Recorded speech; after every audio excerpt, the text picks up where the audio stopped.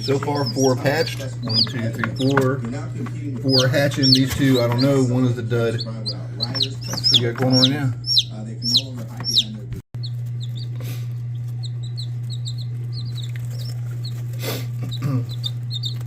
And then there was 8. They're doing really good. 8 out of 12. 2 were duds, and 2, I guess, died inside the egg, so it's not bad. Out of a dozen.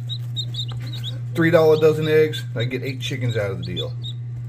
Hey, you can't hate it. Just don't hate it.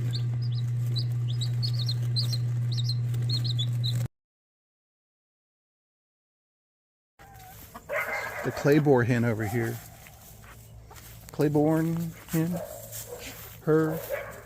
I've been getting an egg like every other day. I must have probably about 4 of each. Then again, I've gotten a couple off of her. So somewhere along the line, the math doesn't do right, but that's going to be nice because that's off that Liper rooster right there. So I don't really want any hens sitting on eggs or getting ready to hatch on eggs if I'm not home. If I'm not here ready to do that. But at the same time, I do know that you're going to raise a lot of if you want to get started at this, you're best to collect the early eggs you can. You know, hope to God they're fertile.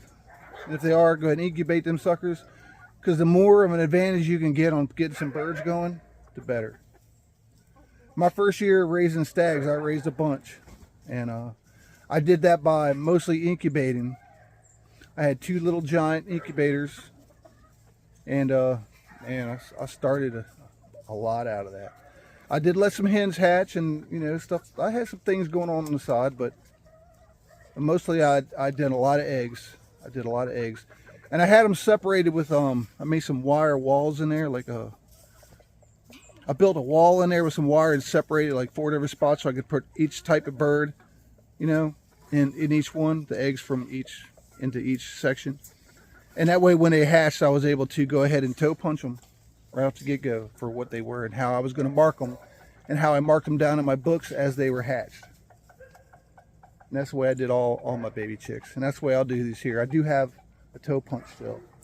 I need to get a leg band, pliers and some leg bands, and I will when they get bigger. Right now I'll whip the stag up when they're stags and pullets. I want to be able to just look at their foot and tell you who they are, you know. And when they get older, then they can be individuals, and I'll put a leg band on them with a number, and they'll be who they are. But I got to get started first, you know. Got to get started. So that's where I'm at right now with the incubator. I'm going to be running another run probably at the end of this week, probably Sunday. I'll collect all the eggs I can get up till then. Run it Sunday. That'll give me till the end of March to get them in one brooder or another, because I have 2 stages now. I'm building a new one. Also put some pictures in there where I'm building it. It's going to be for my chickens when they get a little bit bigger than, you know, chicken wire size. When they can come off the heat, and go into a different pen where they're going to be off the ground. It's a pretty decent little pen. I'm trying to make it decent. It'll be the stage they come from brooder. Then they'll come into that stage where they're going to be off the light and everything like that. Hopefully they'll start getting warmer too. So, you know, they'll start feathering. And then after that, they'll go into something else, something bigger. Just not sure what that is yet. Really wish I could get this building fixed over here. Keep an eye on our health. Remember just not too long ago, I made a video about that, you know. So it took me a little while to get to dealing with the tenderness of where the staples were in my abdomen, and even when I cough or sneeze, it burns inside. I don't know if you know what that feels like, but if you don't, I'm glad. You shouldn't have to. You know, it's pretty tough. And other than the ostomy bag, which can be really embarrassing sometimes, you know, it is for me. You know, this is a very humbling experience.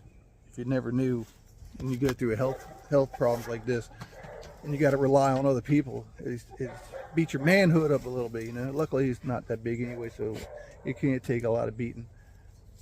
But anyway, my breeding process is going pretty well. What I got going on in my head, I just moved the blue face hen back in there with the Doc Robinson, because he's bred with her. He's bred with her. That's my Kelso hen. He's bred with the roundhead hen, and he's bred with the Klein hen. Now, I don't know how much all these names mean. I want to start a major hatch family, and I have an idea. When it comes to Mr. Liper Hatch and Miss California Hatch, I have an idea of the family I want to breed. Because we all know the Hatchers is badass. Unless you just want to breed more hatches, which I will be breeding in the rest of my life. This is my favorite lawn right here. They've done so much for me. They really saved my butt a lot of times back in the day when I had nothing else going for me. I always had those guys. And I had a bunch of them. I had a brotherhood from hell, you know. But I had to incubate a lot of them. You know, then you just worry about everything. You know, I got the first wrap of wire on this one yesterday. Chicken wire going around there to try to keep the babies from coming in and out, or anything major for like reaching their hand in trying to get a baby, or anything stupid like that. But daggone snakes, man. If they can find a way in. How many times have you had a snake get in your nest box and eat some of your favorite eggs? Yeah, well, I've had them twice kill the hen before they even got to the eggs. You know, where they grab a hold of her and they grab her head, they try to swallow her down, which is just enough to suffocate her, because she's not really getting up and going anywhere because she's broody. Suffocate her out because she was trying to peck at him and then eat all the eggs. Yeah, I've had that happen twice. And both times they were some big snakes. I've dealt with some big black snakes, well over 6 foot. That's creepy. Especially when you ever put your hand in to grab some eggs and grab a snake instead. Then you'll know what I mean. But yeah, snakes can get in almost everything. That's another reason why I like to incubate and put them up in cages and be controlled for a while. But there's a lot of varmints out here that, I don't know if it's any worse than it was where we were in West Virginia, where we had to deal with the foxes all day. Not all day, but I did deal with them during the daytime a few times, but dealing with the foxes, the raccoons, and the hawks were pretty bad. Yeah, stuff like that. But out here we got more coyotes. We've got bigger hawks. We've got eagles. I'm not worried about a bald eagle going after one of my chickens. The gamefowl chickens, they're fast and they can fly. And if they know you're coming, it's kind of hard to catch one of them. Once they get about 3 months old, they're pretty quick. They can be pretty quick. And if you got the right hatch hen with them, yeah, she'll go to the hawk's butt. I've seen it twice. I've had my hatch hens actually attack friggin' hawks and run them off where they tried to come in and get the babies. But I hope I get something out of my Kelsos. I know he's an old man. I got to really get in there and trim his spurs. The wife left, so I can't really get her to help me, but I can't hold nothing tight against my belly right now because of things. But I could dag sure get her to help me. But he's been breeding with her. He's been breeding with her.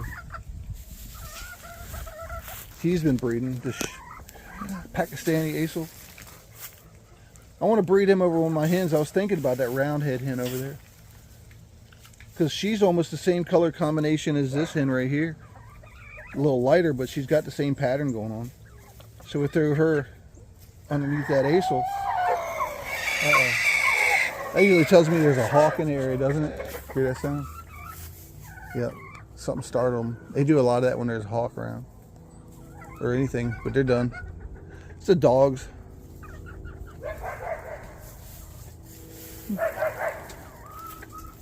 Not a whole lot going on. Thought I'd tell you about my breeding program. If you have any ideas of what I should put together, let me know. You know, what you think. If you think about all these hatches, trying to get a couple lines going off them. So I have 3 hatch hens. There's 3 different lines off of him. All I really want is for her to give me some eggs and some babies, so that I can have some hens off of her, some pullets off of her, and some pullets off of the one over there. And then I can breed the pullets underneath the cock. Maybe if I get a stag or 2, maybe run them over top of the hen. But if not, I'll just run daddy over top of the hen again. You know, hens are where it's at. People don't realize that. Unless you're out there showing your birds, which I'm not. I'm trying to create birds for other people. I do like doing that part about it. But it just works better that way. And if you want like a rooster and a couple of hens, I'll have more hens. You can do it better that way. I like having hens and pullets. They're the ones that lay the eggs. But I like him. I like him too.